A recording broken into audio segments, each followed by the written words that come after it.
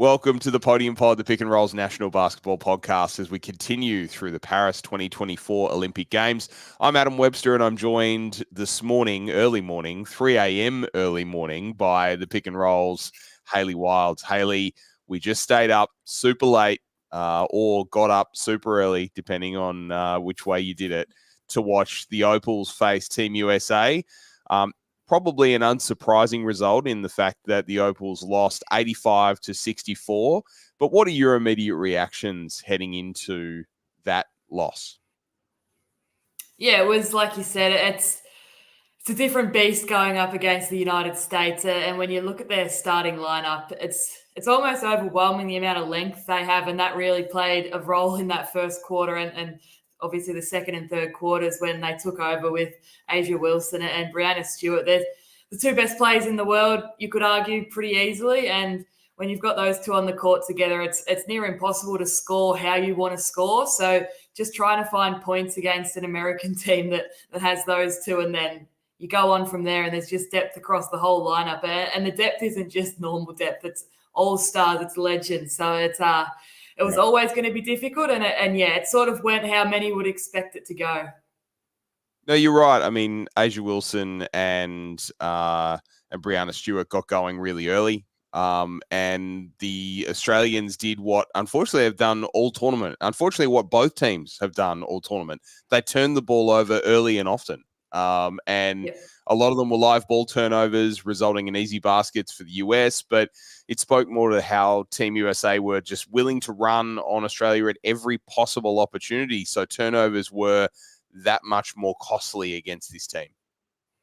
Yeah, and it's those turnovers that obviously have been the killer for both the Boomers and the Opals. But it's almost like these turnovers, they don't look like they're forced turnovers, but when you've got like I mentioned earlier, the length of the USA team, when like Breanna Stewart, she's 6'4", but she's got a 7'1" wingspan, which is just unheard of. So to try and get even a normal entry pass against those players is so much more difficult than it looks. But yeah, the turnovers definitely killed the Opals, and then from there, they did well in that first quarter to get back into things and sort of only be down a couple of baskets. But then, yeah, obviously USA took over in the second and third, and from there it was game over.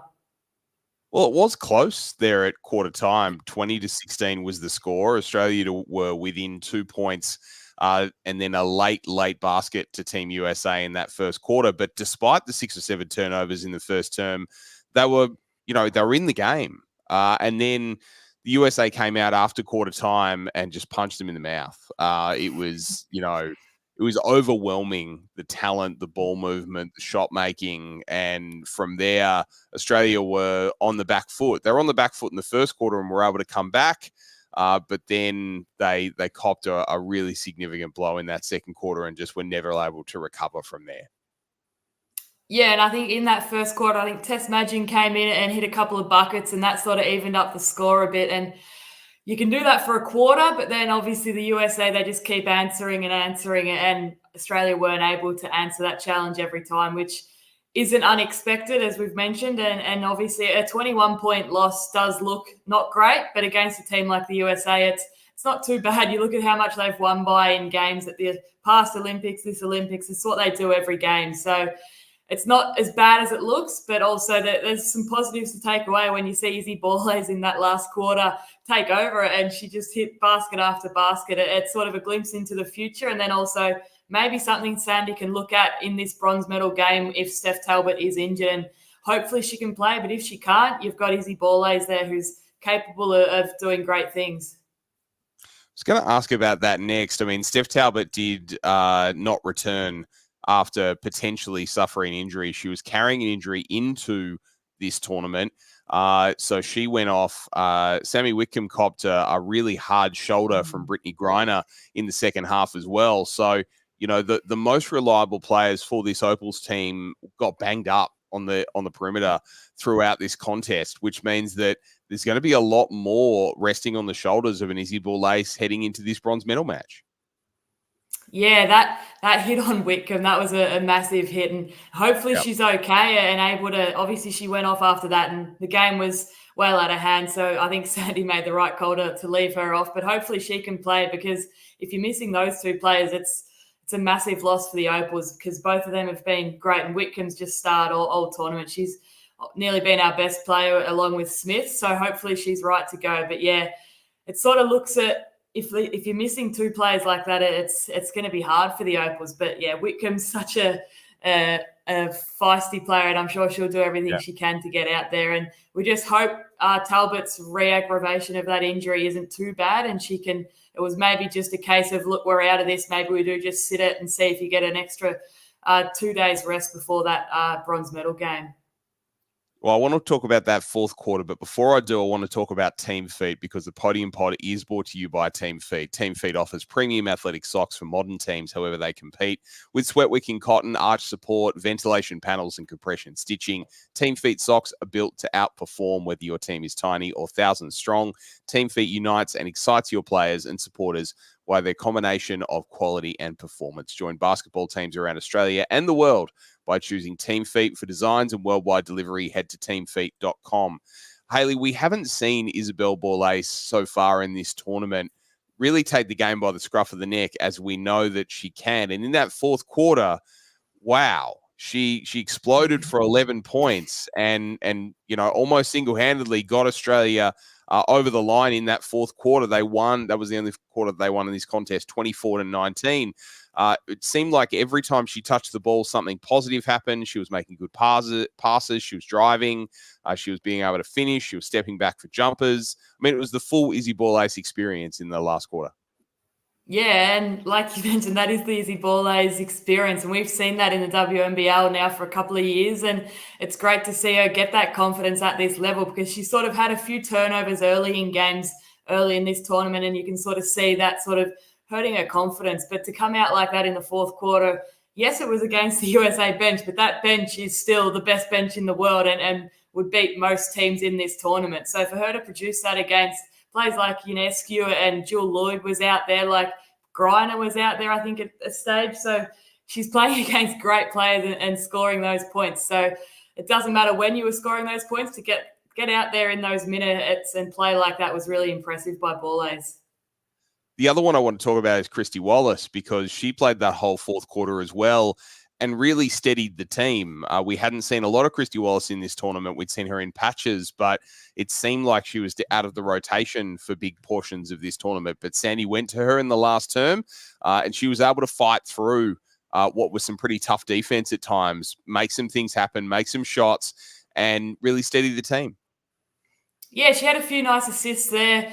And obviously her shot wasn't falling, but she's aggressive and she's always going to be aggressive on both ends of the court, offense and defense. And she brings it on the defensive end like few others. So it's good to see her get some minutes, and hopefully she's able to carry that over into the next game if Talbot can't play, because like you've mentioned, Wallace and Borlase might have bigger roles to play if Talbot's not out there. Yeah, a couple of free throws there and a made basket. She was 1 for 8 from the field, but she wasn't alone there. I mean, Ezzy Magbegor was 1 for 6 from the field in this contest and really struggled at times, and probably more of a conversation more widely about the whole tournament for Ezzy, because I think she kind of set herself to be one of the very, top leaders of this team heading into this competition.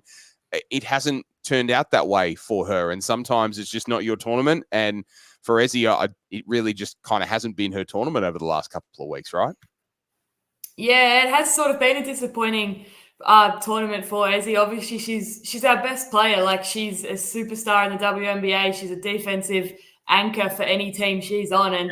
And whilst the Opals have won and she's played, the defense has been there. She just hasn't sort of produced on the offensive end, which always that aggressiveness is a question mark around her. But she's had a couple of games where she's looked aggressive and she has been taking it to the bucket. But against the USA, that length of Asia Wilson is just, it's so hard to score against, and you can't sort of fault her for missing those shots against Wilson. At least she was attempting them in there. But yeah, a bit more aggressiveness from Ezzy would have gone a long way throughout this tournament. But there's a bronze medal game, and hopefully she can bring it out there. And if you get bronze in an Olympics, it's a great tournament. Absolutely. We were talking about that before, how, there's always the US sort of looming. So to be able to finish on a win and get a bronze medal is a really good result, I think, for this program, particularly after the loss to Nigeria first up. Last point I want to touch on this morning is Jade Melbourne I feel like she has hit the floor more than any other player in this whole tournament. And every single time, I look at it and think, is there a foul there? Should there be a foul called? I mean, look, it's it's a part of her game that she plays so hard and attacks the rim so aggressively. But I mean, has anyone hit the court more than Jade Melbourne over the last 2 weeks?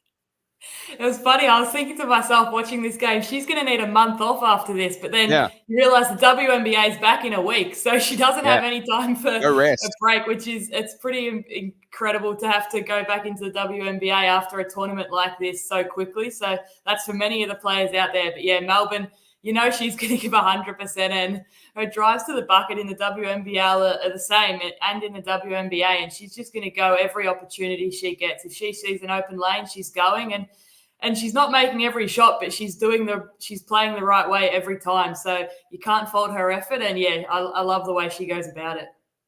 I think we all do. Hayley Wilds, thanks so much for joining me tonight on the Podium Pod. We will hopefully see you after the bronze medal match. You can find the Podium Pod obviously on YouTube Live, as well as through our social channels and podcast channels, Apple Podcasts, Spotify as well as our other podcasts, Unwrap, the Pick and Roll podcast, releasing every Friday on those podcast channels. And you can head to pickandroll.com.au to read all of Hayley's great work. And subscribe to hear from the whole team. So, Hayley, have a great morning. Hopefully you can get some sleep now. But the Opals at least have one more chance to get themselves a medal in Paris. Rose gold.